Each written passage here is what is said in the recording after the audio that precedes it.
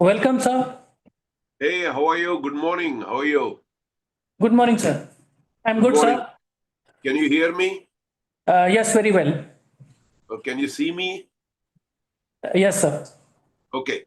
So let me just know how I can share the slides. I've not done that before. I have opened my presentation. Should I put it on share? Yes, sir. You can just share your screen. Okay. Let's see now.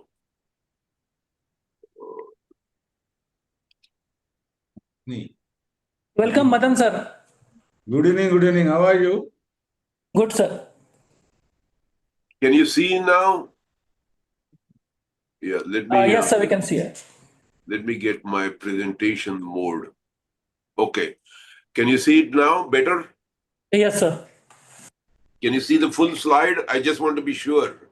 We are able to see the slide, but it's on the presentation mode. So we are seeing the next slide as well. Oh, you're seeing the next slide as well. How do I change that? Okay, let me see.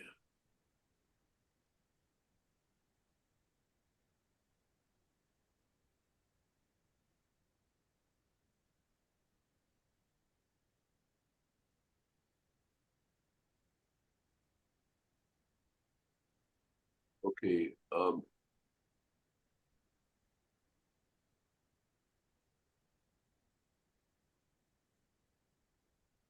You can see both the slides, right? Am I Yes, correct?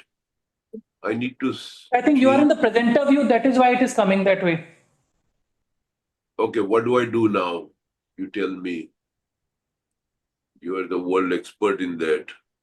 Sir, the computer just below your present main screen, there is a search icon. Then there is a computer icon. So the left to it, the four screens are there. If you click on that, it may come on a normal display mode.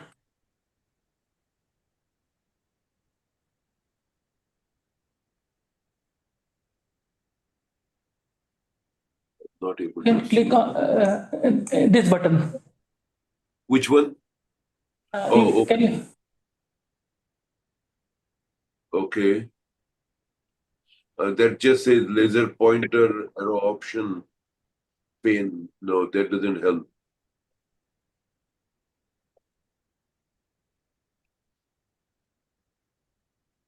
No, that doesn't help.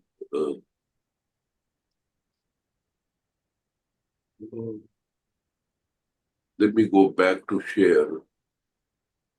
Okay, so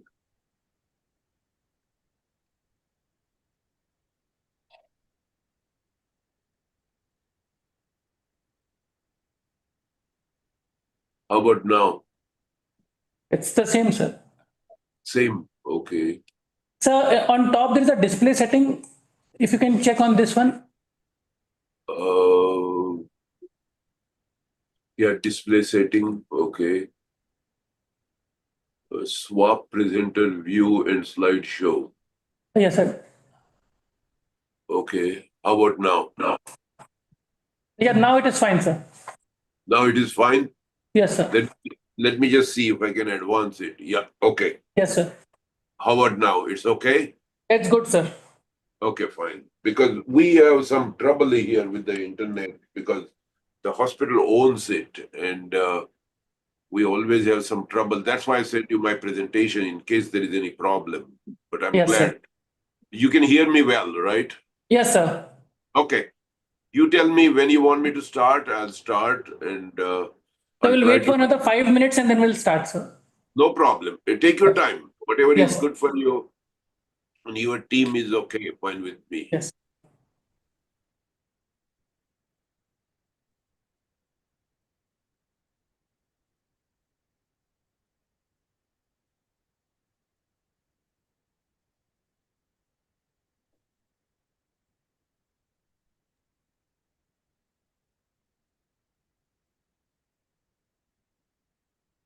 Good morning, Ashok. Can you hear? Yes, I can hear you very well. You look well. Nice. Well, I have no complaints. How are you doing, Madan? How is Niti? Very good. Actually, she is on the, she probably is listening to us, but she is at home. Okay. Okay. Well, if she's listening to us, I should say something good about her, right? Yeah. And as a father, I would love to hear it. Sure. Great.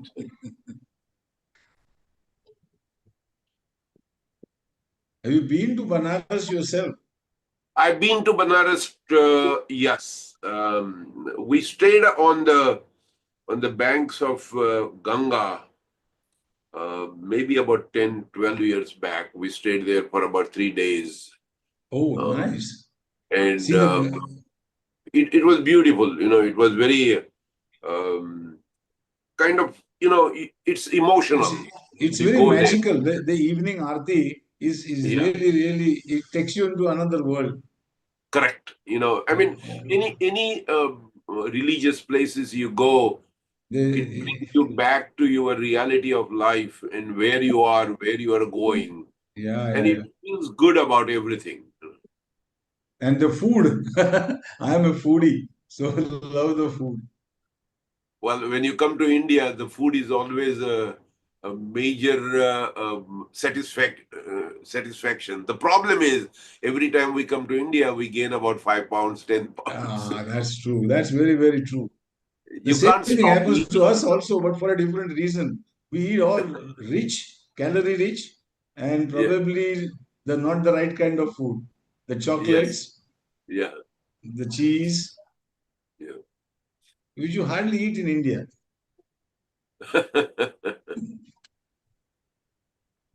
Yeah. So Azim, all you set? You got Yeah, people I online? Yes, think sir. We'll just start at 5:31. So I'll just make an announcement after that. Okay, no okay, okay. problem. Whatever you like, you just tell us. Don't worry. If you want, Asim, I can introduce Ashok in a very funny way that even he will not guess what I'm going to say. I'm sure it will make him smile too. Definitely, sir. I'll just make the introduction for the session and then you can definitely introduce, sir. Oh, okay, okay. But don't mind Ashok. I'm going to have a little Well, I am here now. I can't run away. So run whatever. away. No. It's really beautiful. You see, If I it was remember that. yesterday, I could find the excuses. Now I cannot find any excuse. No. You are on. And we are all eager to listen to you. We always are. Well, this The is a amazing subject. sense of humor and the delivery. Whatever you say, wherever you say, you mesmerizing. Well, thank you. Asim wanted me to talk on this subject. I gave him a couple of choices, and then there are a lot of new. I'll talk when I present about Yeah, the right. Yeah. controversies in medullary cancer. It used to be a standard of care, total thyroidectomy, neck dissection. I think we've switched quite a bit, and I'll explain why we have done that and what are the reasons behind it.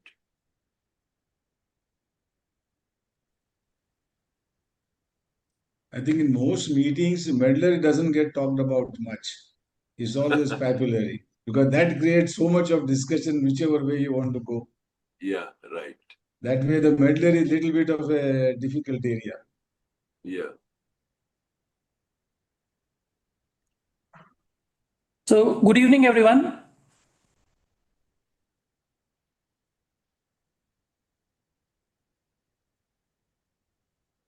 So welcome to Mahamana Case Discussion Series. And today is our special session. And we have our guest, Dr. Ashok Shah, with us. And before I let Madan sir introduce, I would like to introduce Mahamana, because Mahamana Pandit Madan Mohan Malviya, he was a great educational reformer who established the Banaras Hindu University. And this institute, the Mahamana Pandit Madan Mohan Malviya Cancer Center, this was established in 2019.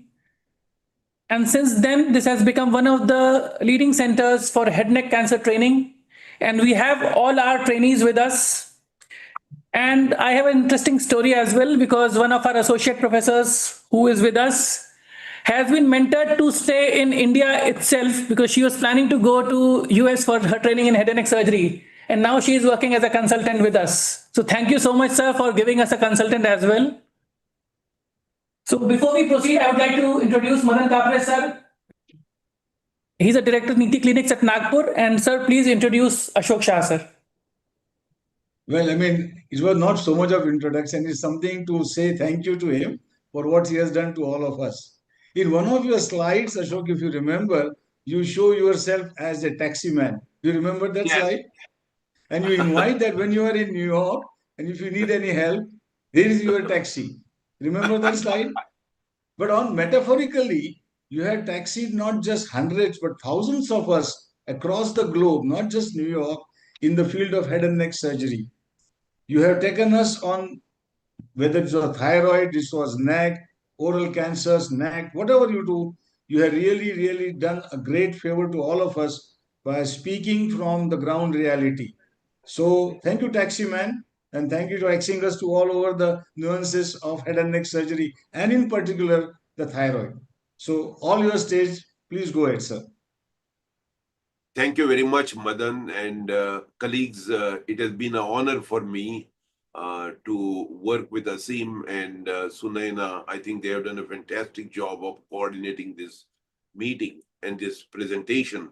I'm amazed at the amount of education that is available now in India.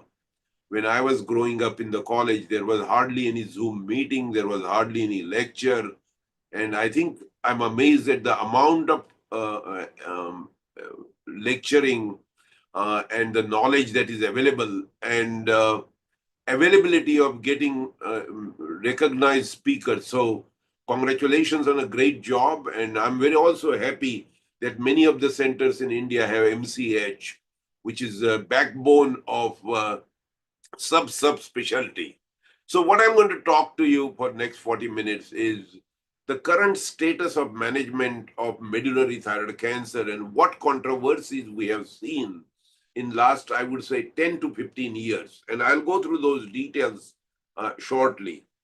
Things have changed quite a bit in thyroid cancer. You are quite well known, familiar with the well-differentiated thyroid cancer, the new guidelines. The recent guidelines came out in 2025, and they have been assembled around the biology of thyroid cancer. I think what we never understood was what is the biology of thyroid cancer, who does well, what are the prognostic factors. And I think now we have learned that also in medullary thyroid cancer. And just for your information, one of the days maybe I'll give a talk on anaplastic thyroid cancer. That has changed quite a bit. We divide now the anaplastic thyroid cancer into BRAF and non-BRAF. And the BRAF anaplastic thyroid cancer, the survival is excellent. You know, the 5-year survival, which we never heard before, is not uncommon now in anaplastic thyroid cancer. So I'm going to restrict for the next 40 minutes only on medullary thyroid cancer. Now, the reason I'm showing you this slide is these are the American Thyroid Association guidelines. There have been 4 guidelines for well-differentiated thyroid cancer, 2 for anaplastic thyroid cancer, where I've been a co-author, and 2 for medullary thyroid cancer. And these were started as a conglomeration of many surgeons, medical oncologists, radiation oncologists, pathologists, etc. Sam Wells, who is a pioneer in the development of genetic mutation and recommending for the first time in United States prophylactic thyroidectomy. He's the first author. He's the first author on both the guidelines, the first somewhere around 2009 and the second one in 2017. Now, I just want to show you the timeline of landmark discoveries. In 1985, for the first time, we learned about the RET mutation. Somewhere in 1993, we learned more about the germline mutation and MEN2 syndrome. Around 2012, again here in 1994, Sam Wells wrote a paper about prophylactic thyroidectomy in children with gene mutation. This is the first time in the history that we are now doing prophylactic surgery to prevent development of medullary thyroid cancer. That has not been practiced in any other human organs. We can talk about breast, but I'm going to separate that from medullary thyroid carcinoma. In 2012, for the first time, there was a randomized study with Vendetinib for medullary thyroid carcinoma. The medical oncology, which has become a backbone of management of medullary thyroid cancer, anaplastic thyroid cancer, and advanced differentiated thyroid cancer, it's a specialty by itself. We didn't know much about it before. Now we have learned a lot, and there are actionable mutations. So the medical oncology treatment can be directed to that mutation.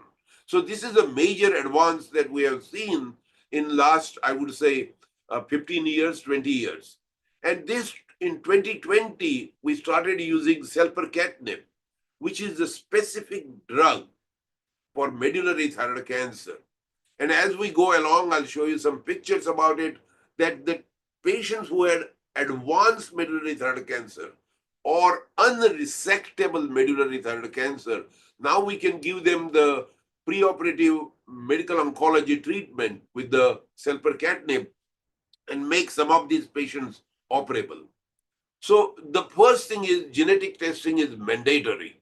If I have medullary thyroid cancer, you have a responsibility to make sure my genetic testing is done. It is not only for me to know the risk of thyroid cancer or the prognosis of thyroid cancer, but for my family, my blood relatives, my brothers, sisters, my children, my grandchildren, they need to be studied. And as I said, for the first time now, we have started doing prophylactic thyroidectomy. Plasma metanephrines are very important. You don't operate on medullary thyroid cancer without making sure that there is no pheochromocytoma. And the easiest way, there are couple of ways you can do. You can do plasma metanephrines, which is very easy. The urinary metanephrines are very selective. Again, collecting the urine, sending it to the lab may be quite complex.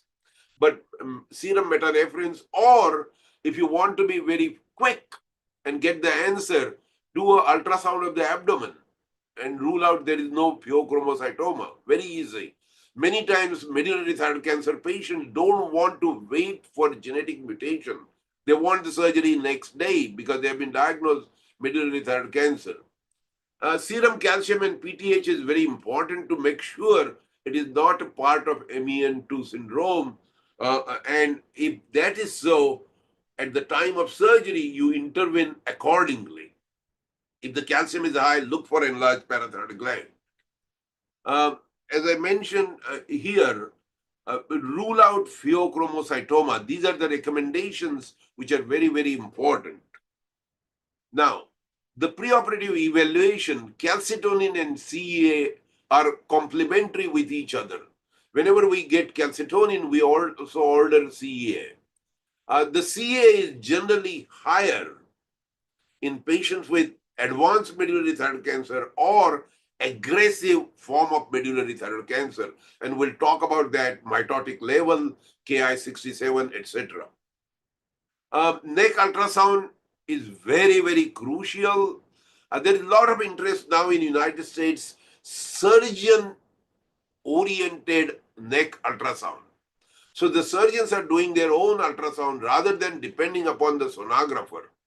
I think this is a major nuance in surgical endocrinology. There are many endocrine programs here, and doing the ultrasound is a routine for them. And what is important, if you are going to start doing the ultrasound, do the ultrasound, write down your findings. And then when you operate, you know exactly what correlation you can adjust. And I think that is the best way to learn ultrasound. Bulky nodal disease, if there is a bulky disease, we like to do the CAT scan. I personally like a CAT scan. I tell you why. Because the paratracheal and superior mediastinal lymph nodes can be better seen on CT scan rather than an ultrasound. MRI is another investigation, but I have to be very honest. I don't know how to interpret MRI. I have to go to the radiologist to discuss with them. CT scan, I think it is an anatomical scan, it is a cross-sectional imaging, and you get better idea looking at the CT scan. At dotatate, there's a lot of interest in dotatate now.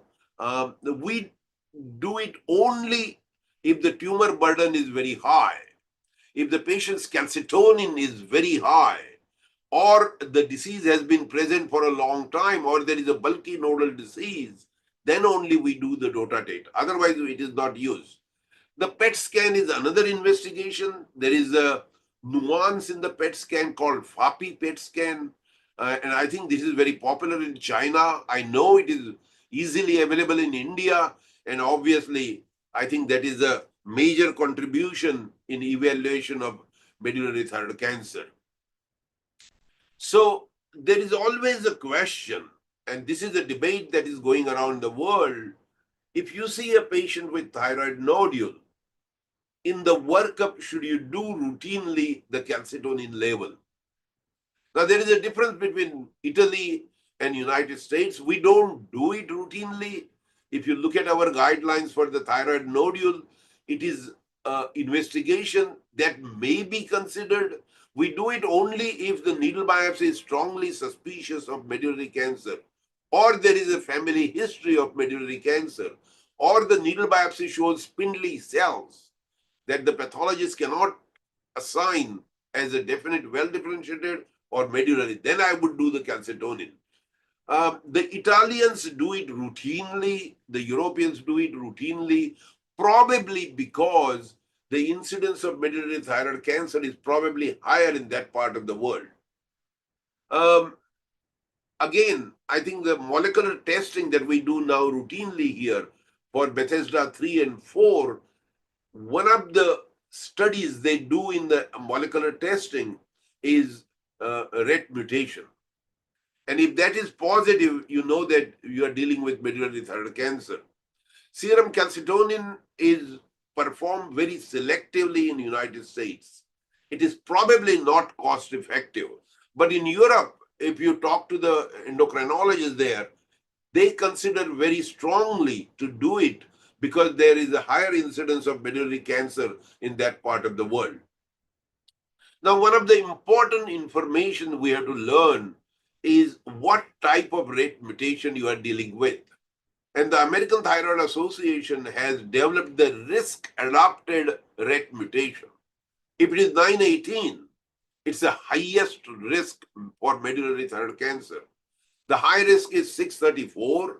Moderate risk are all these mutations. And the low risk is 804, which is the most common we see, 768 and 790. This RET mutation is very important when you get the report from the laboratory as a RET positive patient. Now, there is always a question about prophylactic thyroidectomy. When do you do it? And I think these are the guidelines based on the RET mutation analysis. And this is very important. If you have highest risk, 918, then consider doing the surgery first year of life. Why? Because the risk of developing medullary thyroid cancer is highest in this group. And I think this is very important. We never learned this before. We started doing the RET mutation and then we learned that. If there is a high risk mutation, then consider the surgery at around the age of 5. Now remember, operating on these patients young for a prophylactic thyroidectomy should be addressed by a senior surgeon who is familiar with the pediatric thyroid surgery, because the risk of complication is much higher. Nerve injury, parathyroid problem, and your surgery, which is prophylactic surgery, should be done in such a way that there is a least number or least amount of complications. Otherwise, we're not helping the patient. If it is a moderate risk, again, the age is about 5, or if the risk of developing malignancy is very low, you may consider doing the calcitonin and ultrasound. And if both these are negative, You may follow the patient every 6 months or a year and consider operating only when the ultrasound shows some suspicious nodule or the calcitonin starts rising. The problem is we don't know at what stage in their life they will develop medullary thyroid cancer and at what stage they will develop metastasis. So that is one of the debatable question. I don't think we have right answers for that. But generally, let's say a patient comes to you at the age of 10. The calcitonin is normal, the ultrasound is normal. I don't think I would be in a rush to operate on that patient. Again, a lot of these decisions are made as a group with the geneticist, and more importantly, what the patient and the family prefers. So, but again, I just want to reiterate that the risk of complications of doing prophylactic thyroid surgery should be the most minimum. Otherwise, we're not helping these patients. Now, this is the classical picture published by Eng, and I think this just gives you the schematic idea when to operate. Again, if it is a high-risk patient, you consider doing the surgery at the age of 1. If it is a 618, 620, around age of 5. And here, 918, you can see here, the surgery should be performed as soon as you make the diagnosis. If the patient is below the age of 1, do the surgery because you are likely to prevent development of medullary thyroid cancer. This is probably the only cancer in the human body where you can make a diagnosis on molecular analysis. That is one. The second, the calcitonin is a very strong marker for initial evaluation, follow-up, extent of the disease. And the third is we can do prophylactic surgery here. Now, this is the famous publication from Henning Drala from Germany. He has made enormous contribution with his own data in medullary thyroid cancer, and he came up with these numbers, which I think have not been matched by any other institution. And he mentioned that if your calcitonin is more than 50, the possibility of ipsilateral nodal disease is very high. If the calcitonin is more than 200, he mentions about the contralateral neck dissection. I don't think these numbers are matched by any other institution. There is a very famous Chinese paper now. They go much higher than these numbers. But remember, Henning Drala has a huge experience, huge database, and a good analysis. So I can't argue about it, but I'm not convinced that one would consider contralateral neck dissection because the calcitonin is more than 200. Remember, there are 3 areas from which the calcitonin is produced. Number 1, the primary tumor. So if you have got a 2.5 centimeter primary tumor, your calcitonin is going to be much higher. It's going to be in the range of 500, 600. Second, the nodal metastasis. And the third, the distant metastasis. All of them will give the rising calcitonin. So this is something that you need to keep in mind and use the ultrasound and the CAT scan to analyze these patients better before saying, I want to do a bilateral neck dissection. Again, there's a lot of debate about this, and we'll talk a little more as we go along. Since we're talking about Drala's contribution from Germany, one of the major contribution in the last 5 years he has done is understanding the desmoplasia in the tumor specimen. So you do a lobectomy, you send the specimen for frozen section, and if the pathologists are quite familiar with desmoplasia, within a matter of 15 minutes, they will tell you, is it desmoplasia negative or desmoplasia positive? If it is desmoplasia negative, then the risk of nodal metastasis or contralateral disease is very small, and you can consider doing a lobectomy. Again, I just want to go back. The golden mantra for medullary thyroid cancer was total thyroidectomy, central compartment dissection. We have come a long way now. And we don't do that on routinely for every patient. We do that based on variety of prognostic factors, which I'll mention to you in a minute. But desmoplasia is commonly used by Henning-Drala in Germany. In United States, we don't use it very much because I don't think we have a lot of experience with that, and our pathologists are not quite familiar with desmoplasia analysis, especially on frozen section. Now, these are the different guidelines. I don't want to go in the details of that, but these are the recommendations 24, 25, and 26. The standard of care was total thyroidectomy and central compartment dissection. We don't do that routinely now. And I'll show you the data that in non-genetic medullary thyroid cancer or sporadic medullary thyroid cancer, if the disease is limited only on one side, you don't need to do total thyroidectomy.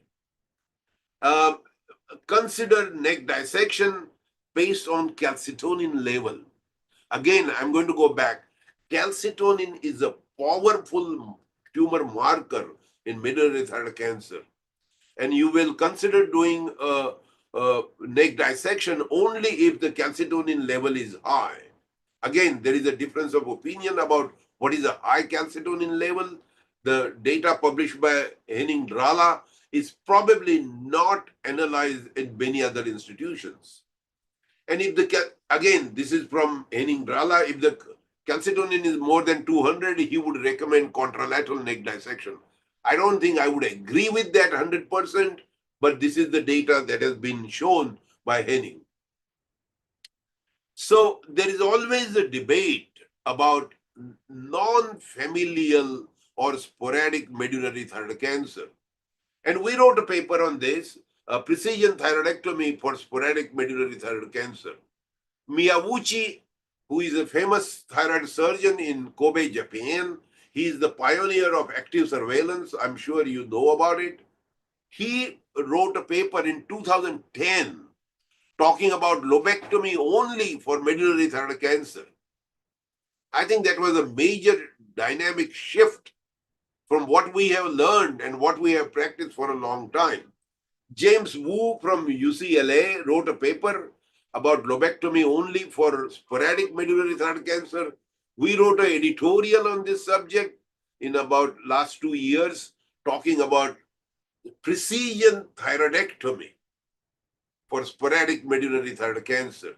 And the precision thyroidectomy means if the opposite lobe is normal on ultrasound and the calcitonin is not sky high, you can do a lobectomy in these patients.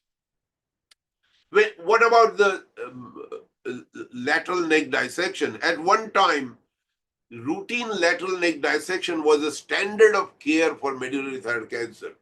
We don't do that now.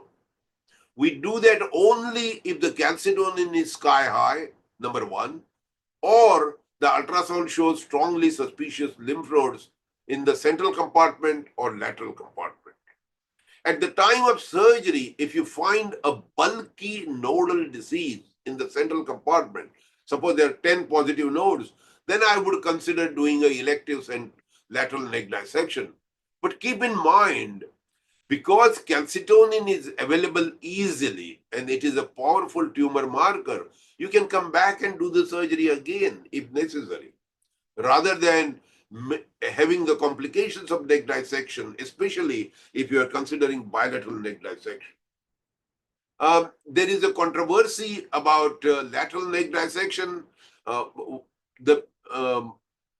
Many endocrine surgeons at Memorial and MD Anderson do not believe in prophylactic lateral neck dissection unless there is a suspicious lymph node. Now, this is my favorite subject, encapsulated medullary thyroid cancer. I'm going to just go back to any thyroid cancer. I think to me, the most important prognostic factor in any thyroid cancer is the encapsulation. If it is the encapsulated medullary thyroid cancer, it is generally localized. The risk of nodal metastasis is generally quite small. And once you operate on these patients, you will see the calcitonin level going down within 48 hours. You know, we used to say the calcitonin should be done 1 month after surgery. No, it is not necessary. You can do it in 48 hours, 72 hours, and you will see a precipitous drop of calcitonin. Again, what is important is not just the drop, it's a trending of calcitonin, both for drop and going up. You need to do the calcitonin every month or every 3 months to see what is happening to the level of calcitonin. Now, what are the prognostic factors in medullary thyroid cancer? We talked about the genetic mutation, whether it is sporadic or germline mutation. The red codon mutation is very important. Again, we talked about the 804, which is a low-risk mutation. Are there bilateral nodes? Older age and male gender, I think these are the standard for most of the thyroid cancer. Again, the CEA is another tumor marker. And as I mentioned, CEA is much higher in more aggressive medullary thyroid cancer or poorly differentiated medullary thyroid cancer. What we need is a multi-center prognostic analysis. I think that is very important. Now, if the patient comes back after surgery, suppose somebody has operated and comes with persistent hypercalcitonemia, what does it mean? It means only one thing, that there is a presence of medullary thyroid cancer. As I said, let's say you operate on somebody, preoperative calcitonin is 2000, postoperative calcitonin is 100. Deep in your heart, you know that he has lingering medullary thyroid cancer. I'm going to change that to something different. If somebody has 10 positive nodes from medullary thyroid cancer, you are unlikely to biochemically cure this patient. The patient will remain with mild, persistent hypercalcitonemia. You repeat the calcitonin in 3 months, it is 200. You repeat it in 6 months, it is 300. You know there is a trending of calcitonin and there is a persistent disease. What do? You do the calcitonin level, you do the what is called as calcitonin doubling time. I think this is a very important contribution from Miyawuchi about the doubling time. If the calcitonin doubling time is less than 2 years, that is not very good. If it is less than 6 months, it is definitely prognostically worse. If it is more than 2 years, patients will do remarkably well. What are the symptoms of the patient? What does the imaging study show? Anytime there is a trending of calcitonin going up, we'll do the imaging studies, which will include a dedicated ultrasound and a CAT scan. These are the investigations we commonly do. And there is always a debate about symptomatic relief. If we have identifiable disease, which surgically can be resected easily, we would definitely consider doing the surgery. The non-invasive tests, such as ultrasound, CAT scan, they are commonly used. We don't do nowadays the invasive tests like selective venous catheterization. There was a time when there was a lot of interest in doing laparoscopy to see if there is a liver metastasis. Because the liver metastasis in medullary thyroid cancer will not be imaged because they are surface mini or small metastatic disease. And we used to do laparoscopy that time. Now we don't do it because we just follow the trending of calcitonin and use the drugs which are now directed to the RET mutation.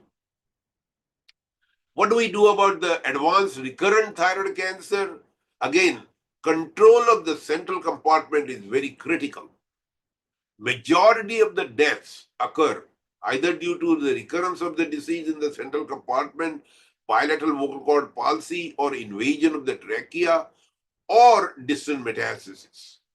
Is there a role for external beam radiation therapy? Definitely yes, in selected patients, where the tumor initially was very aggressive, bulky nodal disease, or the risk of recurrence is very high.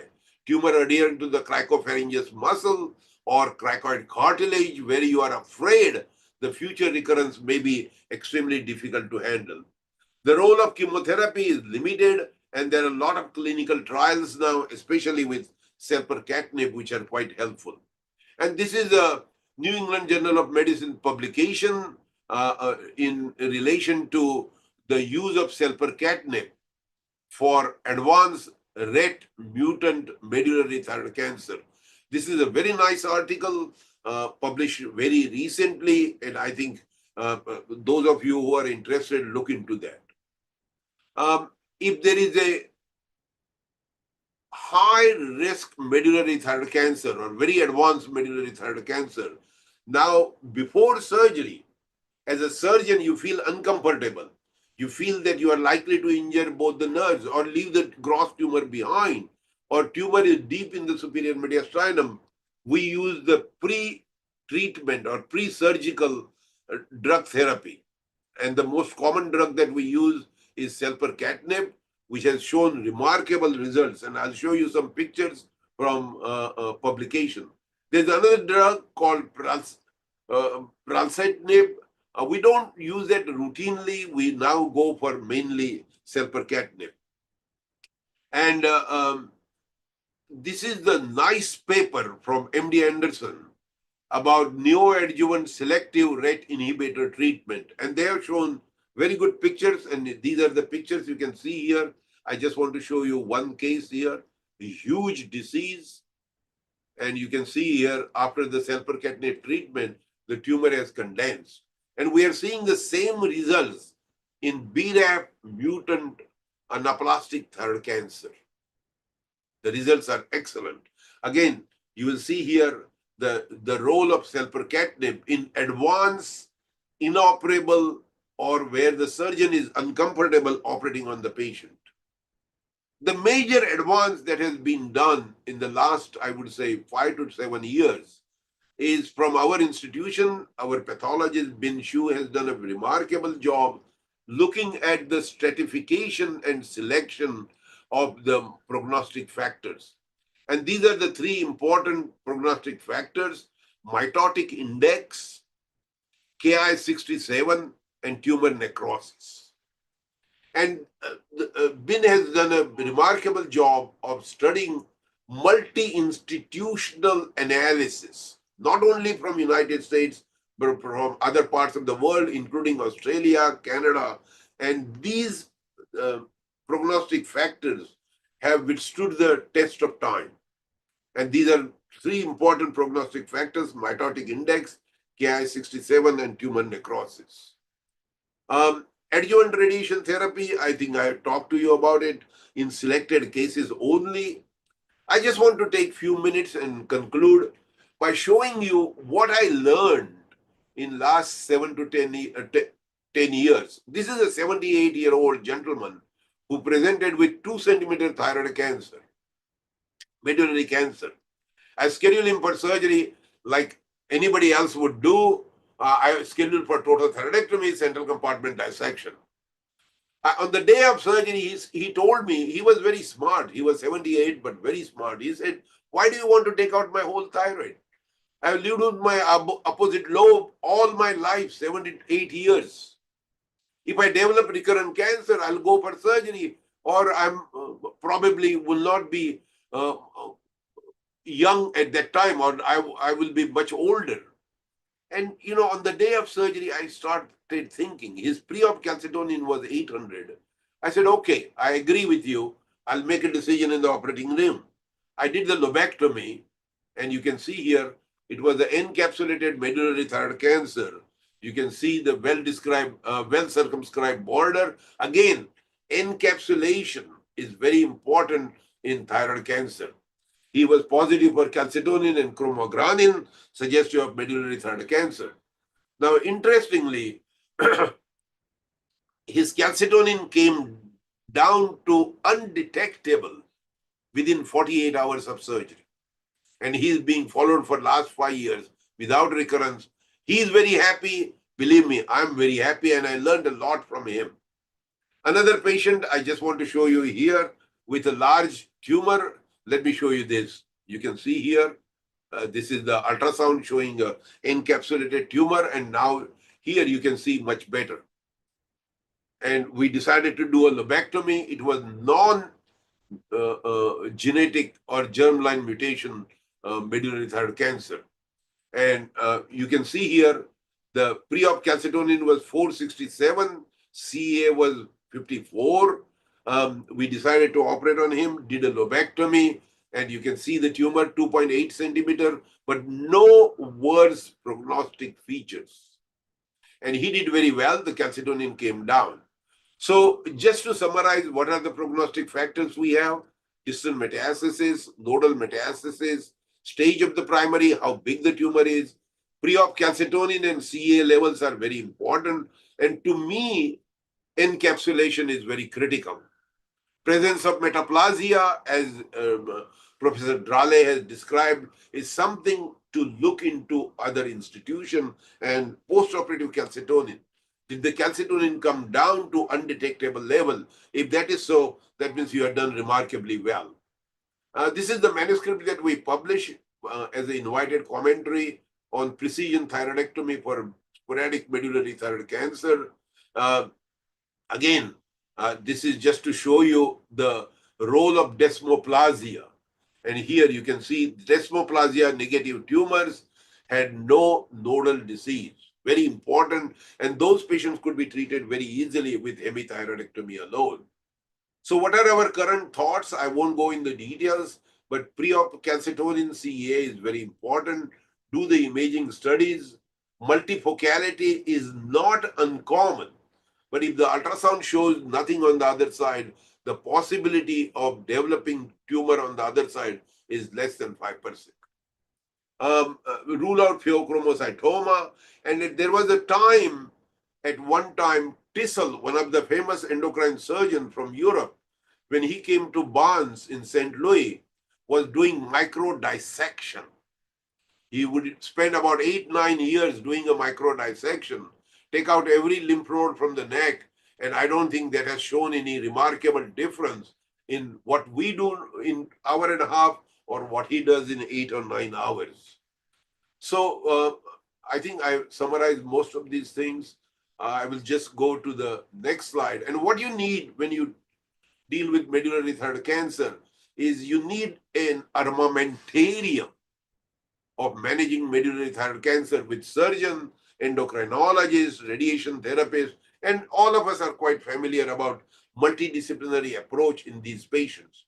A good physician treats the disease, but the great physician treats the patient who has the disease. And I think this is very, very critical. And this is our multidisciplinary group. You can see here the surgeon, the endocrinologist, the pathologist, everybody is directly involved. And every medullary thyroid cancer, we consult with our endocrinologist. So we get little better input from them. We talk to our pathologist. After the surgery, we discuss in the multidisciplinary group if there is any role for adjuvant treatment. So I think I'll stop here, Asim. If there's any question, we can discuss that in the panel discussion.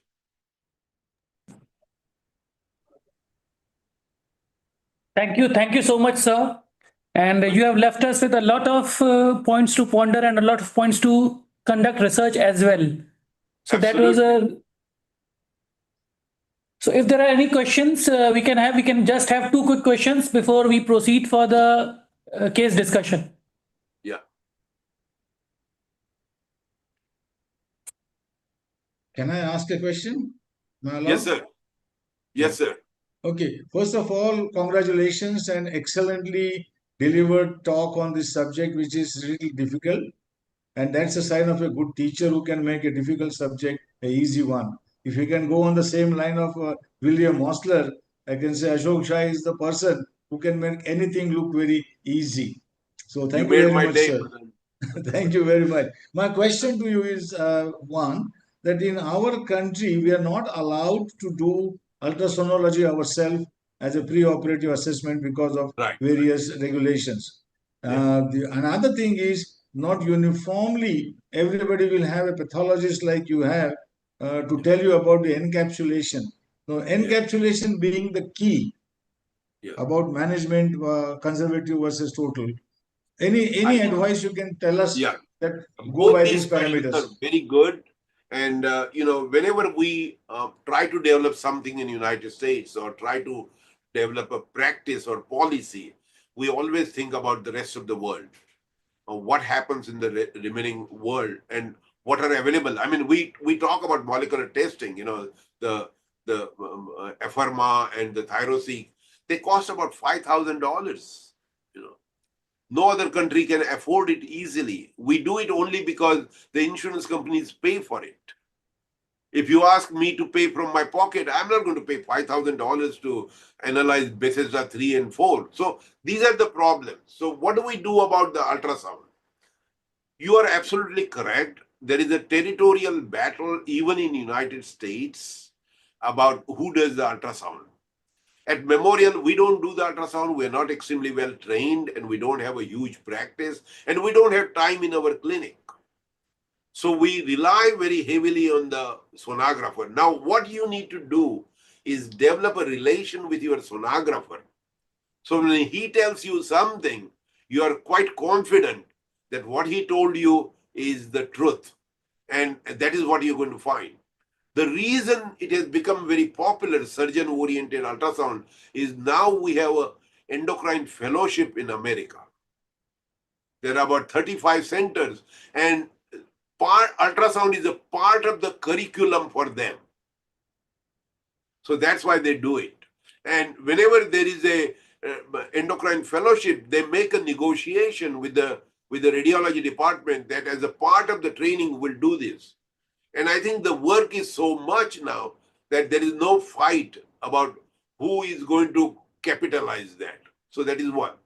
The second question that you brought up about the pathology, again, I think, every pathologist is not used to see these tumors, but you need to develop a group of pathologists dedicated to advanced thyroid cancer, whether it is a poorly differentiated, medullary, or anaplastic.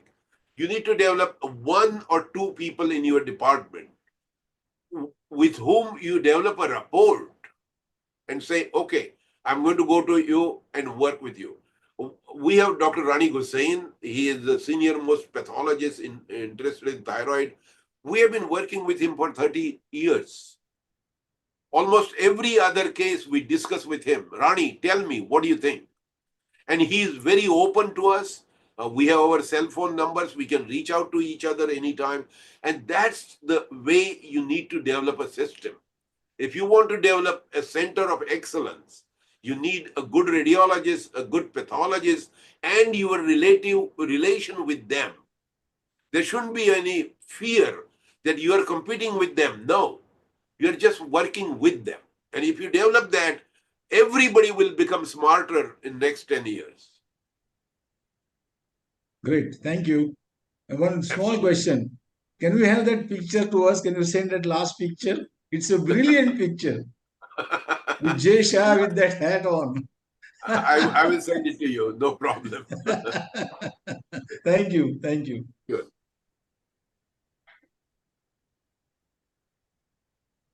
We have two more questions in the chat box. One is a post-operation case, no sign and symptoms, no clinical and imaging proven disease, but serum calcitonin increased day by day. In this scenario, what is the treatment plan?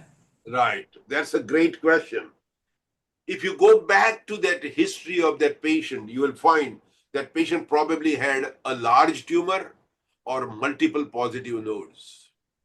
And I'm going to repeat what I said in my talk. Patients with multiple positive nodes from medullary thyroid cancer are unlikely to be cured biochemically. So what this patient has that you are talking about is a presence of medullary thyroid cancer diagnosed by biochemistry, calcitonin level. So what would I do? I'll do the ultrasound, I'll do the CAT scan. If there is no demonstrable disease, just monitor the patient. Active surveillance in these patients is very appropriate. You are not going to operate or do anything unless there is a demonstrable, structurally apparent disease. So the patient that you are referring is structurally inapparent disease, biochemically positive. So just monitor the patient. Now, very difficult when the patients read, my calcitonin was 7 last time, now it is 25. My God, I'm going to die of medullary thyroid cancer. No. These people will live long life before the disease becomes apparent. And the next question is, in the era of selective RET inhibitors and precision oncology, is medullary thyroid carcinoma still fundamentally a surgical disease, or are we approaching a future? Yes. Absolutely, yes. Medullary thyroid carcinoma, there was a statement made many years back, gram per gram, removing the last milligram of medullary thyroid cancer will give you the best cure. Yes, it is a surgical disease. There is no other form of treatment now. Adjuvant treatment with radiation in selected patients with advanced medullary thyroid cancer. Selpercatinib for recurrent medullary thyroid cancer, which is inoperable or initially inoperable disease. But still, surgery is the best choice. And the last question is, role of radiotherapy in unresectable medullary carcinoma thyroid. Right. There was a time when we had no drugs available. Selpercatinib was not available. So we would use radiation as a palliative care. Very unlikely you are going to get a major response, but it was controlling the disease in the central compartment as best as possible. With selpercatinib, which is the best response, we would use it only if surgically it is unresectable disease, even after selpercatinib. Thank you, sir. Now we will proceed with the case presentation. Sure. So I will request Ashok sir to please join for the case presentation as well. And I'd like to call all the panelists. Dr. Madan Kapre sir, he's a director and a leading thyroid teacher for all of us. Welcome, sir, once again. Thank you. Dr. Ashok Das, he's a professor in head neck surgery and deputy director at B. Barua Cancer Institute, Guwahati. Dr. Arvind Krishnamurthy, he's a professor of surgical oncology at Cancer Institute, Chennai, Adyar. And Dr. Archie Agrawal, she's a professor and head of nuclear medicine at Tata Memorial Hospital, Mumbai. And for the case presentation, I would like to invite Dr. Mayank Butada. He's a MCH head neck resident at Tata Memorial Hospital, Mumbai. Mayank, you can please share your screen. Yes, sir. The current screen share has to be I'm stopped. going to stop. Just give me 1 second. And Sure, sir. Point the. Okay, I stopped sharing. Got it.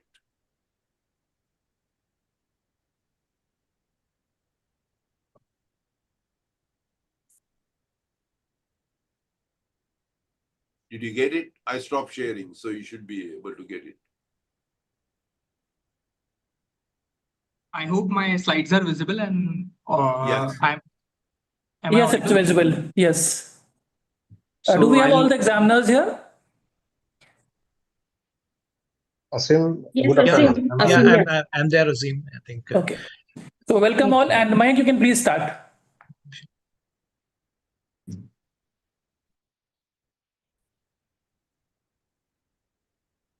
So I'm presenting the case. My patient is a 32-year-old lady, resident of West Bengal. She's a homemaker by occupation with no known comorbidities, and she presented to us with chief complaints of anterior neck swelling for the past 9 months. History of presenting illness. She was apparently well 9 months ago when she first noticed a very small swelling on the right side of midline in the lower part of the neck, which gradually progressed to current size in the past 9 months. Apart from this, there is no history of pain in the swelling, no history of any voice change, difficulty in swallowing, coughing on liquid intake, no history of breathing difficulty or noisy breathing, no other lateral neck swellings, no blood in sputum or abdominal pain, jaundice, or any bony pains. Also, there is no history of any clinical symptoms suggestive of hypo or hyperthyroidism. And also, there is no history of prior radiation exposure and no family history of thyroid malignancy in her family. Coming to her past history, there is no history of any chronic medical illnesses prior or any prolonged hospitalization for any cause or any surgical intervention in the past. She denies any addictions. She's married with 2 children, with the youngest child being 2 years old. And currently, her menstrual cycles are regular, with last menstrual period was 10 days back. And her family history, there is no history of any significant disorders noted. So just summarizing the history, my patient is a 32-year-old lady with no known comorbidities who has presented with an gradually progressive anterior neck swelling for the past 9 months. With clinically, she is euthyroid with no symptoms of local invasion, pressure symptoms, or any distant spread. So can I move on to the examination part? Before you go into your examination part, Mayank, can you just elaborate all those negative history you have taken Yes, sir. Yes, sir. and why are those So, important? Very quickly, in a brief way. yes, sir. So, pain in a thyroid, differentiated thyroid neoplasm, especially, is very uncommon, and a recent onset of pain may suggest anaplastic CA thyroid, or it can also happen in inflammatory thyroiditis conditions or hemorrhage in a thyroid nodule. Voice change, difficulty in swallowing, etc., suggest local invasion, especially it can happen due to recurrent laryngeal nerve palsy, and breathing difficulty, swallowing difficulty can happen due to aerodigestive tract involvement. And other pain, lateral neck swellings could be suggestive of lymph nodes and distant metastasis in the form of lung mets, liver mets, or bony mets, as mentioned. However, they are mostly asymptomatic. And also, while working up a patient of thyroid nodule, evaluating the thyroid status regarding hypo or hyperthyroidism is essential because it has implications in investigations and also management. And then prior radiation exposure and family history are also important etiological factors of thyroid neoplasms. What kind of radiation exposure you will particularly ask for? So usually we ask for any radiation exposure during childhood, like children receiving neck irradiation for lymphoma. Usually sublethal doses of irradiation result in thyroid malignancies later. And any history of radiation accidents prone areas, those patients are also at high risk. Yeah, Mayank, is there any specific age, like below what we are a little more concerned about?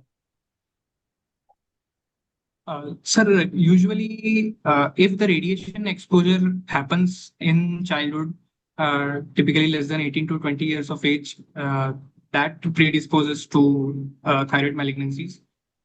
Receiving therapeutic dose radiation in adulthood usually does not result in thyroid malignancies. Yeah, but Mayank, below 10 years is more critical, so that part have to be noted. Anyway, go ahead with your clinical examination. Mike, just to elaborate on this, radiation exposure is associated with which type of histology in thyroid cancers? So papillary CA thyroid can occur with radiation exposure. What about medullary? Follicular, medullary, like among the various histologies? I'm not sure about that, sir. I'll read about it. Yeah. I think it's more associated with papillary, to some extent Yes. follicular, and medullary, we don't really, no Yes. known major association is there, essentially. And what about family history? So of course, family history, it's important in particular histologies, both well differentiated as well as medullary. it is more important in medullary CA thyroid, sir. But even in non-medullary familial thyroid cancers, there are certain syndromes like Cowden syndrome or Dicer1 mutation assist syndromes or etc., Werner syndrome or Carney's complex, etc., which have been reported to have familial etiology in the differentiated thyroid cancers, but it is significantly less important compared to the medullary thyroid cancer. So in medullary, what proportion would have a hereditary component, or approximately? Around 15 to 25% can have. Right. Correct. Yeah. Please go ahead. Please go ahead. Mayank, which was the worst nuclear disaster you heard of? Sir, I've heard about the Chernobyl accident and Fukushima Daiichi accident. Yeah. When did Chernobyl happen? Sir, it happened in 1986. Great, wonderful, very good. I think this information is very important. That was probably the worst day in the history of mankind, that a man-made disaster. And I think, we learned a lot about not only thyroid cancer, but other cancers, sarcomas, as an effect of Chernobyl nuclear accident. Very nice. Yes, sir. Yeah. And again, Mike, like any difference between the latency period between getting a cancer post this radioiodine exposure, that is the atomic exposure, versus external beam radiation therapy? That's a great question. I might just help.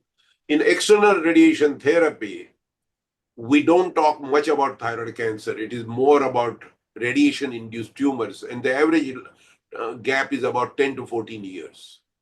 Right. For nuclear accident, whether it is Fukushima or Chernobyl, it was considered to be about 6 to 10 years. Right. Now, it is interesting that even adults who were exposed to Chernobyl, there is a slightly higher incidence of thyroid cancer. And we have to realize that epidemiological studies of this kind are extremely difficult. Very difficult to determine the denominator and then come up with the conclusions. But one thing was very clear: in areas affected by Chernobyl, like Ukraine, Belarus, Soviet Russia, there was a high incidence of development of thyroid cancer, especially in children. And the second thing we learned was there was more genetic mutation with more aggressive cancer in this group. Yes, sir. Go ahead, Mayank. Great insight, sir. So coming to examination, the patient was conscious, alert, oriented to time, place, and person, with ECOG performance status 0. She was of average build with BMI of 23, and her vitals were normal, and there was no pallor, icterus, cyanosis, clubbing, generalized lymphadenopathy, or edema. Coming to local examination, on inspection of the neck, there was a 2.5 cross 2.5 centimeter well-defined globular swelling in the right paramedian position in the lower part of the neck. It was around 1 centimeter below the cricoid and 2 centimeter above the clavicle. And medially, it was 1 centimeter away from the medulla and laterally till the sternocleidomastoid muscle. The swelling moved up with deglutition and did not move up with protrusion of tongue. The laryngotracheal framework was central, and there were no skin changes, scars, sinuses, distended veins, or any pulsations visible, and no other neck swellings were visible.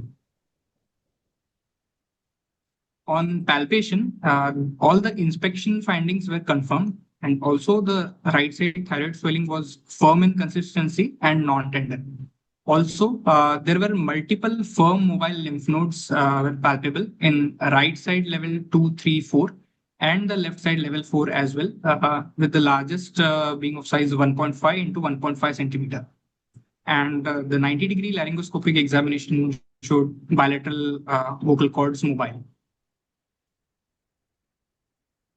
So with this history and examination findings, we went ahead with investigations. So the first we got an ultrasound neck and guided FNOC with thyroid function tests. Ultrasound revealed a 3.5 into 2.6, 2.4 centimeter well-defined, solid hyperechoic, taller than wide nodule with microcalcifications and having central and peripheral vascularity, but no extrathyroidal extension. It was thyroid ACR thyroids 5. The left side thyroid lobe was normal, and there were multiple lymph nodes present in the central compartment as well as bilateral lateral compartments levels 2 to 4. And the FNAC from the right thyroid nodule was suggestive of Bethesda 6 papillary carcinoma thyroid. And the thyroid TSH was 3.5 with normal T3 and T4. In view of multiple lymph nodes in this patient, we decided to go ahead with doing a cross-sectional imaging. We did a CECT, and the CT scan showed the lesion in the right side thyroid lobe with calcifications, and there was extrathyroidal extensions, fuzzy planes between the thyroid mass and the strap muscles.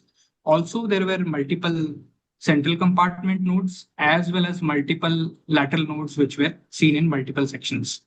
There were no lung metastasis on the CT thorax, and the nodule, the extrathyroidal extension which was visualized was mostly anterior, and the nodule appeared to be free from the tracheoesophageal groove and well away from the trachea and esophagus. So Mayank, I'm going to put you on spot. Yes. When you do the CAT scan, what are you looking for as a surgeon? You told quite a bit. Yes, Enumerate what you are looking for when you do the CAT scan. Yes, sir. So in the CT scan, first I would be looking at the involvement, which lobe of the thyroid is involved, what is the size of the nodule, and where is the extrathyroidal extension, whether it is anterior or posterior. Then any signs of local invasion into the, whether the lesion is going close to the T groove or if the trachea or esophagus is infiltrated, or is there any retrosternal extension. Right. Then, sir, with regards to lymph nodes, I would examine the central compartment nodes as well as lateral compartment nodes. I would also look for presence of any retropharyngeal node, especially in such patients with multiple lymph nodes. And also, if simultaneously CT thorax is available, then presence of any lung mets or any visible bony mets in the available sections. You said it very well. There is one thing missing. Tell me, if you can remember. When you do the CT scan as a surgeon, you look for one more thing. Then additional findings which we can see is if any, we can see any aberrant subclavian artery. Correct. That could point us to is very non-recurrent important. flagellum. The Yes, sir. radiologist will not report that in their reporting. You need to see if there is a retroesophageal innominate artery, because as a Yes, sir. surgeon, you know that the right nerve is a non-recurrent nerve. And I think we had many cases here where the radiologist didn't report it. And when we went back to the CAT scan, we found that there was a retroesophageal innominate. So something to keep in mind as a surgeon. Yes, sir. Maya, one more interesting thing. How or what are the features which make you think that this is probably a disease which is going to cause me trouble during surgery? I mean, you know, there are multiple nodes for the size of the disease you have. But apart from that, I'm talking about same recurrent laryngeal nerve and its relation. Anything else you want to know, or would you like to know that I'm going to be in tough waters here? So Anything with when I'm trachea and the evaluating, nodule? Any relationships? yes, sir. So while evaluating, I would look for whether the nodule is going close to the tracheoesophageal groove, whether it is abutting the trachea, and whether it is abutting by an acute angle or an obtuse angle, and whether it is infiltrating or protruding into the lumen of the trachea.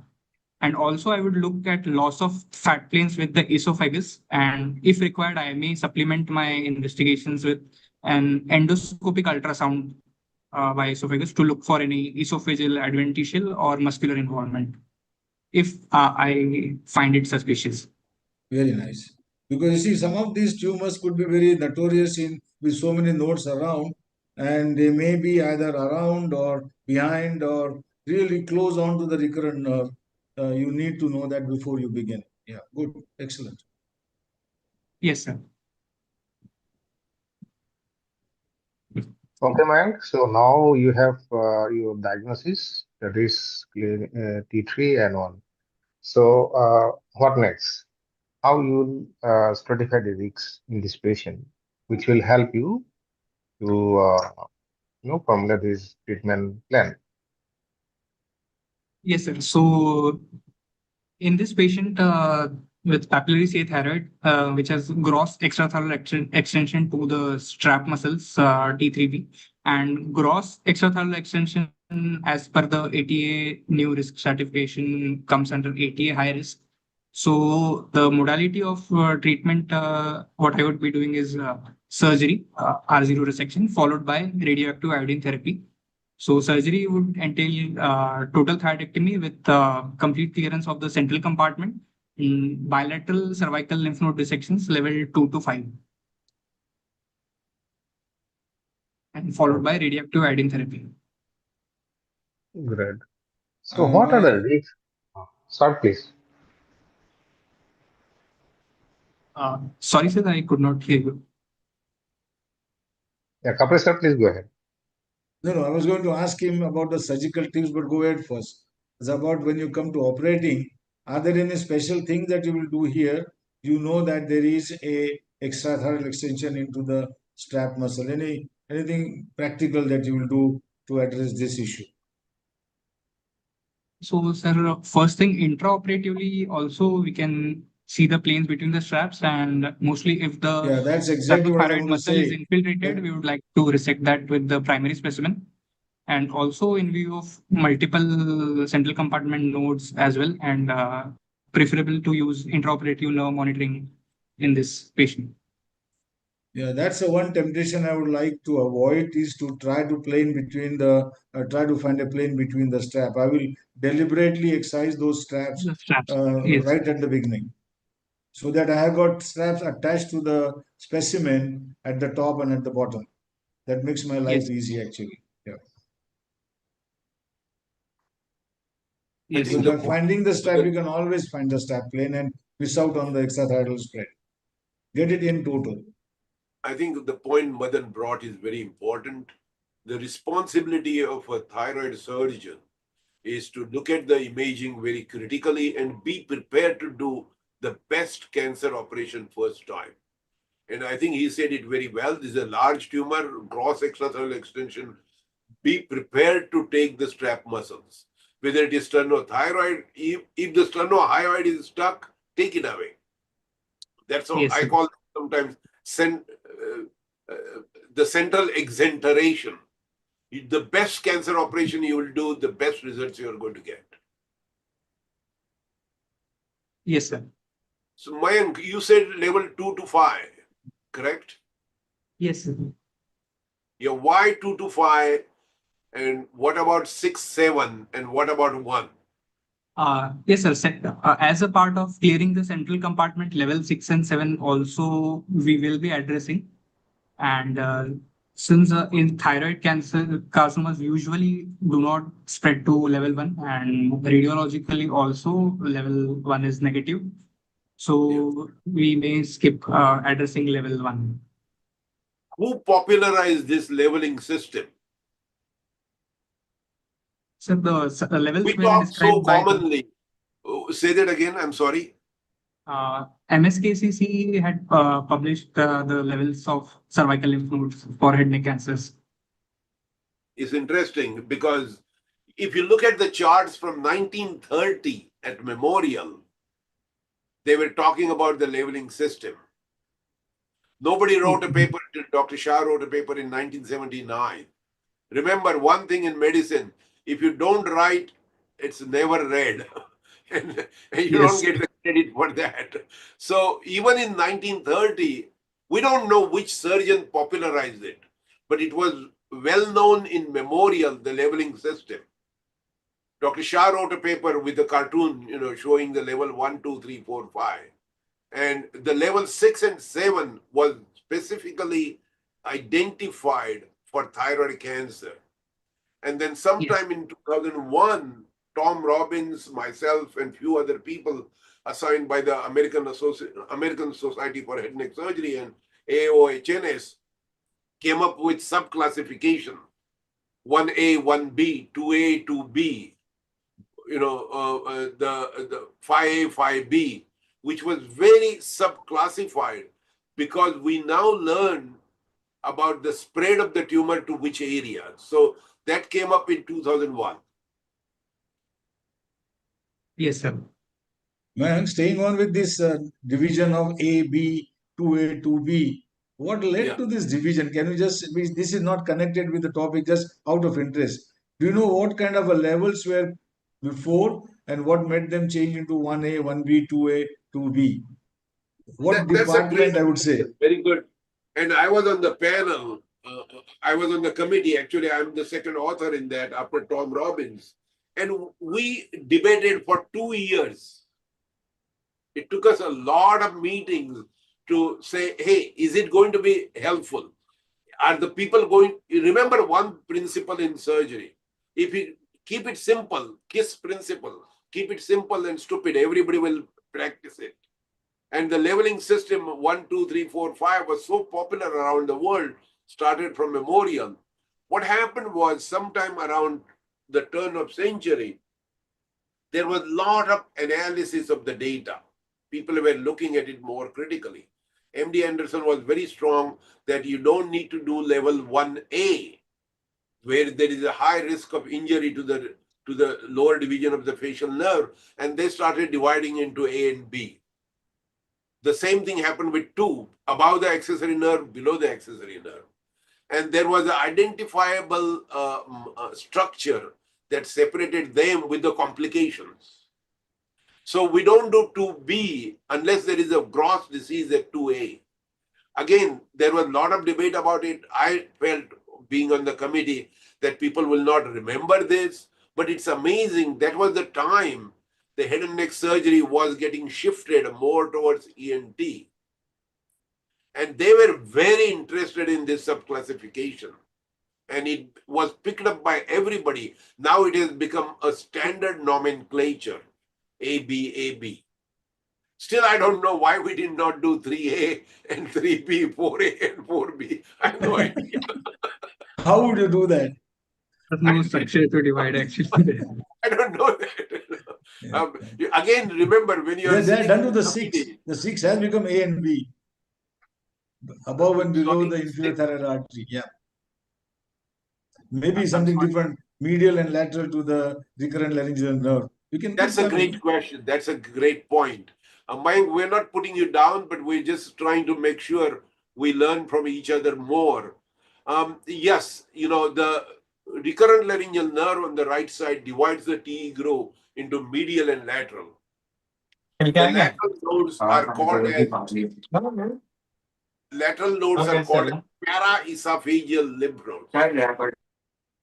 And that has been very well described in Korea, in Japan. Not much talked about in the United States. I wrote an editorial on that for EJSO about the right paraesophageal lymph nodes. I think those are very important nodes, especially when there is a disease in the medial side. Now, some people have described 6A and B that is not accepted by the Joint Commission. Remember, the staging system comes from AJCC, UICC. They have not used that in their staging system. The Europeans use it at 6A and 6B, but I think that is more a structural difference by one group of people. Go ahead, Mayank. I didn't mean to hold you off. Yeah, Mayank, if I may ask you, you said about stage means T3B. No, I'm sure you know what's T3A and T3B, right? Yes, yes. Yeah. No, I just wanted to. Of course, this is something that's been a recent change. Is it how different it is in terms of recurrence, in terms of prognosis, was T3A versus T3B? Any thoughts from your end? So, sir, one major difference is presence of gross extrathyroidal extension. So That's the definition. If in T3A, the thyroid nodule is more than 4 centimeter in size, and there is no extrathyroidal extension. And in T3B, there is extrathyroidal extension, which is limited to only strap muscles. what I'm asking is that, of course, you have elegantly defined it. What I'm asking, what is the clinical implication, at least in terms of, say, in terms of oncological outcomes, whether this has a difference in higher recurrence rates or whether they are prognostically different? Of course, with regards to surgery, I think it was very clearly mentioned by Professor Shah and Professor Thapre that you tend to sort of remove it, irrespective of the involvement. So my question is, what is the implication in terms of recurrence or prognosis? T3A Yes, sir. versus T3B. So, sir, gross extracellular extension has been shown to be associated with high risk of structural recurrence, and as such, 88-2025 also mentions gross extracellular extension into the high risk category. While no ET, even if more than 4 centimeter, without any other risk factors, it would mostly be in the low intermediate category. But however, specifically between T3A and T3B, I think the oncological outcomes would be similar. Yeah, I think the oncological outcomes seem to be similar. Although I think in general, in what happens in TNM is that higher the stage, you expect Yes. some detriment in either the recurrence or outcomes. But interestingly, and maybe Professor Shah can sort of add to this, in case of T3A or T3B, it doesn't seem to be. Maybe some studies suggest that there is a slightly higher rate of loco-regional recurrences in T3B versus T3A. But by and large, I think prognostically many series have shown no major difference, essentially. Just one question. Will it push you towards radioiodine postoperatively? Or should it push you? I'm going to make it simple. No. Let me make it. The reason I jumped in is, if you look at the recent guidelines and the current philosophy amongst the major university centers, I'm not talking about the community hospital, but the major MD Anderson, Toronto, Memorial, Mayo Clinic, we are using less and less radioactive iodine. And I think we are convinced that the radioactive iodine is not a magic wand that is going to control and cure every thyroid cancer. That was a feeling quite some time, and that's why people used to use radioactive iodine on a regular basis. I remember during my training, you do the radioactive iodine every 6 months till the scan is negative. We made these women, young women, hypothyroid 2 months out of 6 months. That was miserable. Now with thyrogen, you can do it much readily, and that's why there is very little interest now in giving radioactive iodine. And that's part of the reason the whole subclassification of the risk group: low risk, low intermediate risk, high intermediate risk, and high risk. I think these are the 4 classifications. At Memorial, we devise only low, intermediate, and high risk. And we divided the intermediate based on the age.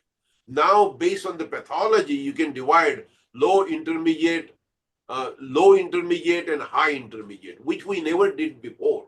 And there is a lot of interest in not using radioactive iodine, even in intermediate high risk. Just monitor the patient. In the high risk, truly high risk, large tumor, gross extracellular extension, multiple positive nodes, yes, we would use radioactive iodine. Right.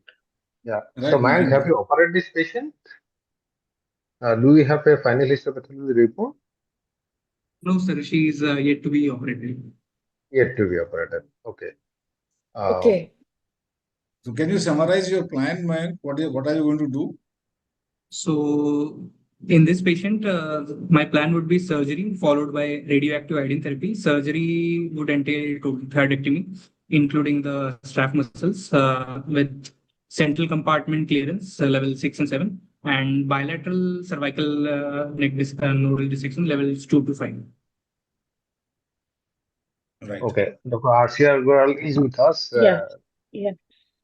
Yes, Mayank, you have been doing very well. And a few questions regarding radioactive iodine. So once you have operated the patient, you have done your total thyroidectomy, and bilateral neck dissection. When will you plan to give radioactive iodine and how will you prepare the patient?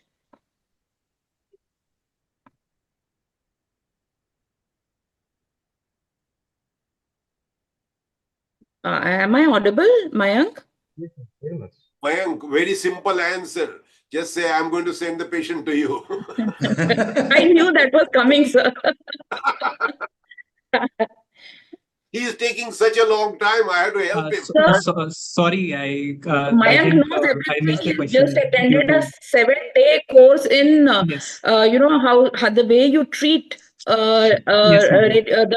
the CA thyroid patients along with radioiodine therapy, ward visit and everything. So he's well Yes, versed with ma'am. everything. Sorry, I just missed your question, ma'am, due to, I think, Okay. network issue. Can you Okay. please repeat if Yeah. possible? So if you have done your surgery, your total thyroidectomy Yes. and bilateral neck dissection, Yes, ma'am. when and how will you plan your radioactive iodine treatment? What will be your plan and how will you prepare the patient? Yes. So post surgery, we would be risk stratifying the patient, and the risk stratification would be based on the final histopathology report and as well as any presence of distant metastasis in the patient. So based on the final histopathology, we will look at Mayank, what you have already Mayank, 1 minute. You have already risk stratified this patient into high risk. You think the risk is going to change any further? No, it is high risk, ma'am. But based on the risk, what ATA guidelines say is that the radioactive dose in patients with high risk, the dose recommended is 100 to 150 millicuries. And in non-metastatic patients, and if distant mets are detected during radioactive scan, then the dose can go higher up to 200 millicuries. Very good. Very good. So when are you going to plan? How are you going to plan? What are the methods? So the patient has to be kept on iodine-free diet, strict iodine-free diet for at least around 2 weeks. And if we are not planning to use thyrosin, then we need to withhold the thyroxine for around 3 weeks so that the TSH goes above 30. And if we are planning thyrosin, then we can give 2 doses of 0.9 mg recombinant TSH When will you on give? day 1 The and next 2. day after surgery, when will you give? No, we would like the wound to heal and we would like to have the patient iodine depleted. So if the patient is not already on iodine-free diet, then maybe after 2 weeks of iodine-free diet, we can start the radioactive. Mayank, a few things here. So it's not a completely no iodine diet or iodine-free diet. It is just a low iodine diet. Yes. Low iodine diet, and 7 to 10 days or 7 to 15 days are okay. Okay. So even Yes. 10 days, if the patient is on a low iodine diet, that is more than enough. Yes, ma'am. Right. Okay. So then you will do a diagnostic scan, not do a diagnostic scan. How are we going to go ahead? In this patient with ATA high risk, we can upfront go ahead with adjuvant radioactive iodine ablation dose of around 100 millicuries based on the enrollment. Okay, that's not a wrong answer. That's correct. But in India, do we directly go in and give the therapy?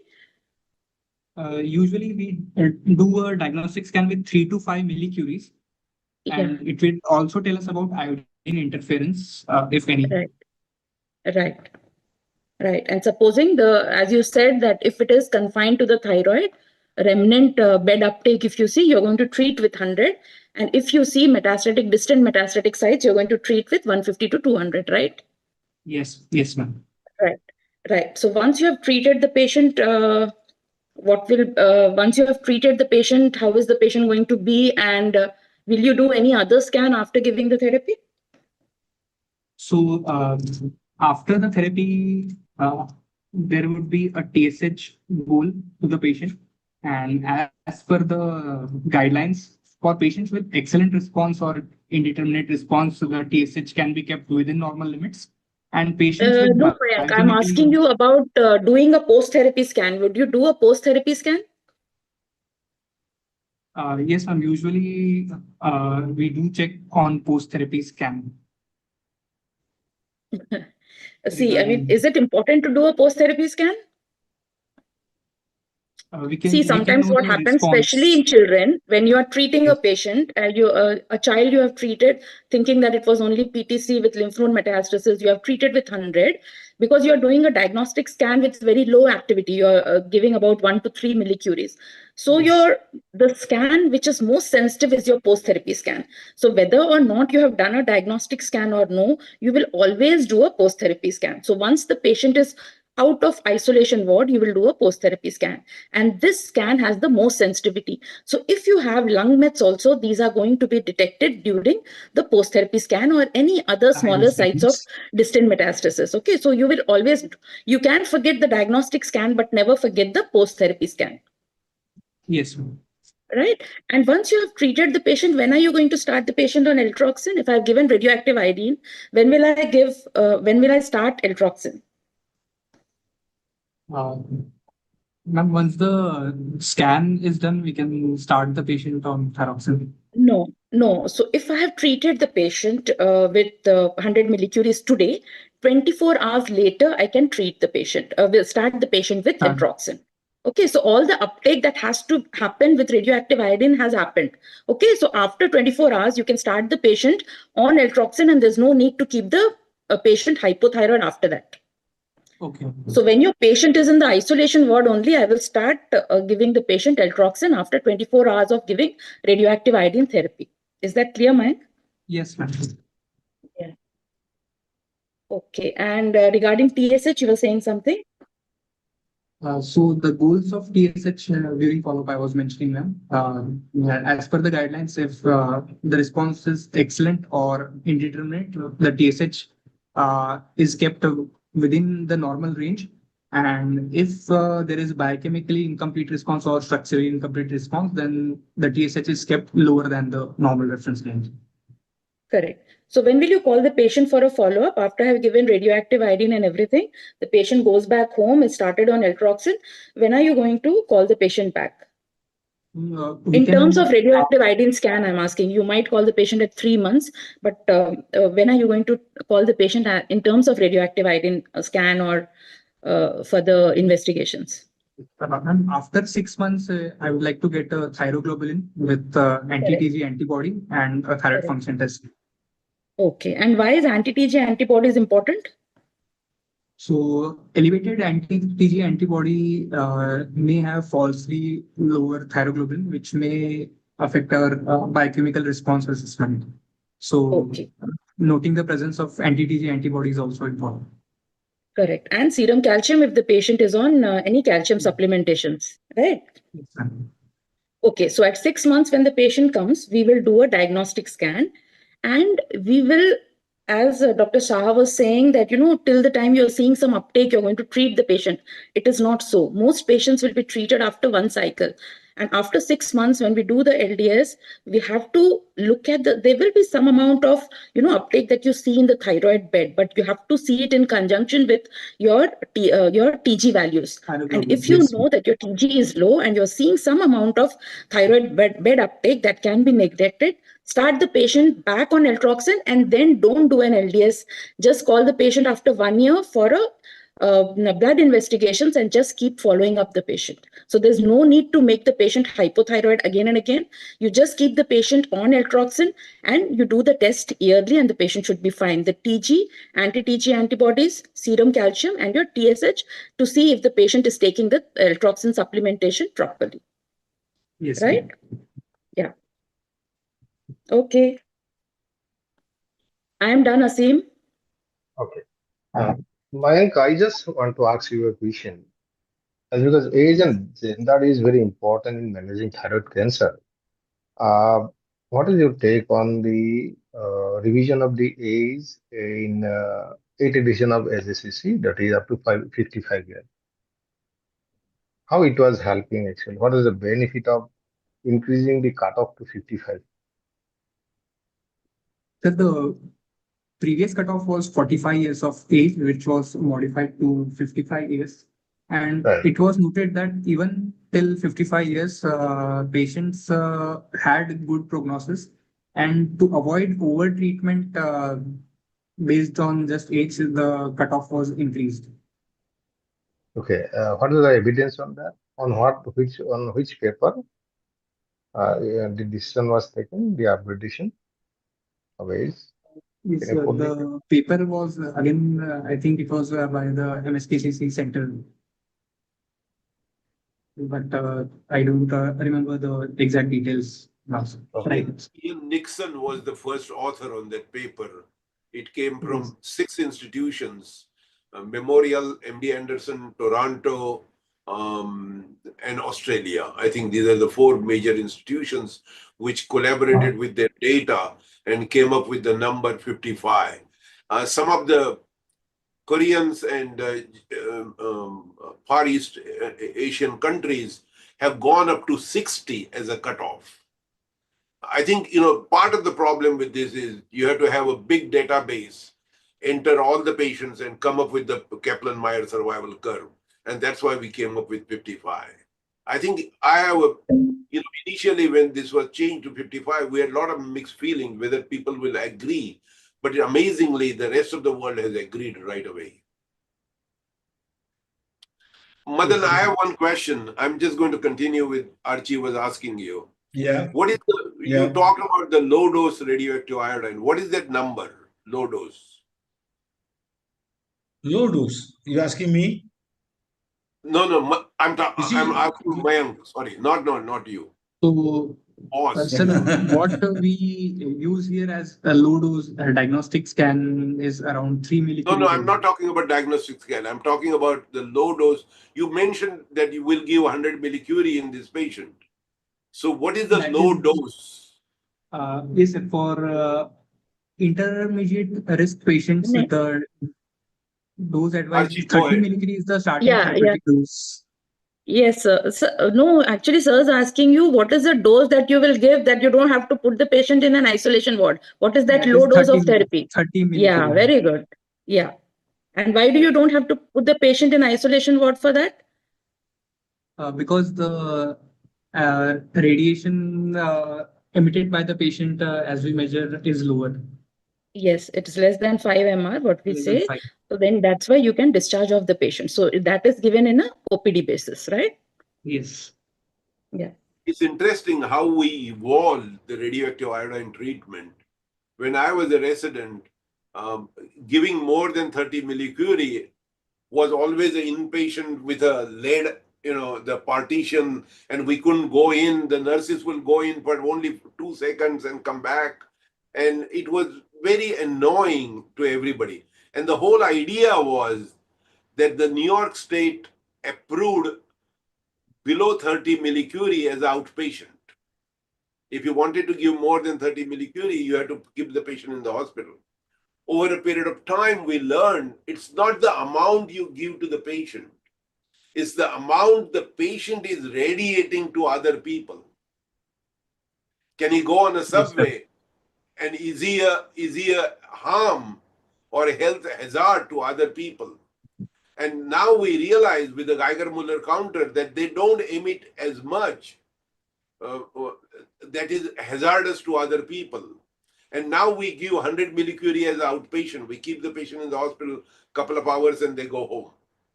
Major change in radioactive iodine for thyroid cancer, which has really revolutionized the cost effectiveness. Otherwise, keeping these patients in the hospital one day was not easy. We had to have isolated Very room. We interesting. were Thanks. probably waiting till 6, 7 o'clock to get the room. So it's still the same in India because it is governed by AERB. It's the same in India, but 30 millicuries is on outpatient basis. More than 30, the patient has to be in the ward for whatever time till his radiation levels come to a certain level. Yeah, we don't keep them now. Even up to Yes, 100 sir. millicuries, they go That's as nice. outpatient. It's a Correct. major difference. Absolutely. Mayank, I'm going to ask you one last question. Who was Yes, the sir. person behind low and high dose radioactive iodine? There were 2 landmark publications. One was Yeah. Indian. That's why I'm asking you this question. Sir, Mayank, you should tell this. Yes, yes, ma'am. But I don't think I'm mentioning it correct. But what I have read regarding the low risk DTC, regarding de-escalation of radioiodine therapy, I have read about the HILO and the ION trials from UK and estimable 1 and 2 from France. But So tell I now think what the did the question is HILO and different. estimable one say, and then what did the two say, and what is the iron saying? So all these trials were for low risk DTCs or low risk to intermediate risk DTC, and in the initial trials, the non-inferiority was established between the 30 millicurie and the 100 millicurie dose. And after that, the estimable 2 and the iron trial were in between no radioactive iodine for low risk versus 30 millicurie dose. Correct. Correct. So just imagine for low risk, we were giving 100 millicurie first. And it was Yes. only till the HILO and estimable 1 came that from 100 we moved to 30 millicuries. 30. And then the estimable 2 and the iron trial, which showed that even no iodine or that the 30 millicuries or no iodine is also is not inferior to 30 millicuries in low risk CA thyroid. Yes. Good, good. The person who was behind this was Ujal Malik. He is Yes. in Newcastle upon Tyne, did the initial studies. And that's why we are very proud about his work.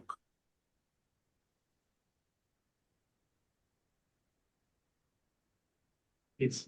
I think every country Okay, seems Mayank, to you can have a sleep different now. guideline with regards to the Yes. radioactive Yes. dose. Yeah, Setting. yeah, So yeah. in India, it is like, and they follow this. This is a principle called ALARA. Can you have the full form of As ALARA? low as Yeah, possible. yeah, that is Yeah, as low as as reasonably achievable. reasonably achievable. So yeah, I think that's That what is, Sir's meant. because of our social circumstances that we stay in, like, the families stay in crowded rooms. That's the reason why, they don't allow more than 30 to go out of isolation ward. Whereas in New York and US, it would be different because they have bigger houses. They can stay in a separate room for few days. So that's the reason why all these differences. Good point. Good point.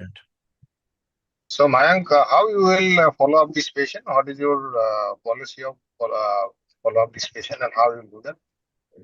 So, sir, after surgery and radioactive iodine ablation of this patient, I would like to call the patient again after the 6 months with thyroglobulin 93G antibody, TFT, and if needed, calcium profile as well.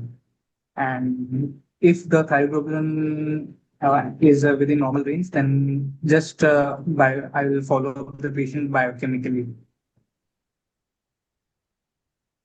Okay, Every 6 suppose months for the first anti-TG year, level is then little annually. high. Sorry, Mayank. No, Suppose sir, suppose anti-TG level is high. In that scenario, what will you do?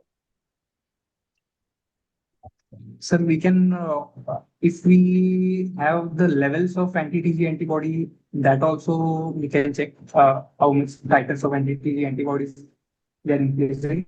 And otherwise, I would also like to supplement my thyroglobulin with an ultrasound neck if the anti-TG antibodies are also positive, because thyroglobulin may also be false low in such cases. So, Mayank, some percentage of the differentiated thyroid cancer are familial. So, in that case, will you do anything, even though there is no family history in this patient? Would you like to touch upon that point? Yes, sir. If there are at least 2 or more family members with differentiated thyroid cancer, then a syndromic evaluation of such patients can be done. And based on the presence of different malignancies, genetic testing, for example, PTEN mutation, etc., can be tested, and screening for the first degree relatives can be offered for patients with differentiated thyroid cancer. Okay, okay. Arvind and Dr. Sir, anything from your side? Dr. Saha? I'm sorry. You, you can't hear actually. Some No, I net can't problem. hear you. Your microphone may not be working.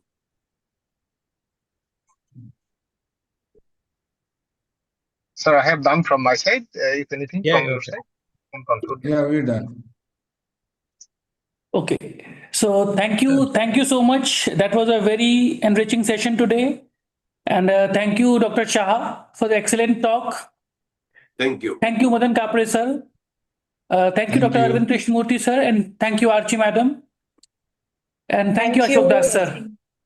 And thanks a lot, Mayank, Congratulations. for excellent presentation. Excellent. Thank you. Thank you, sir. Shall meet once again after 14 days with a new session and a new topic. Thank you all. Thank Thank you. you. Thank See you. you. Done. Thank you. Bye. Bye. Congratulations. Thank you. Dr. Bye-bye. Saha, Dr. Madan, Dr. Arvind, and Dr. Yeah. Ashok. Thank you. Bye-bye, everybody. Good to see you, Arvind, Madan, and Ashok. Pleasure as same well. here. Pleasure to listen to you. My pleasure. Same Our here. pleasure as well, sir. Thank you. Bye-bye. Bye. Well done, Asim. Bye. Well done. Yeah. Bye-bye.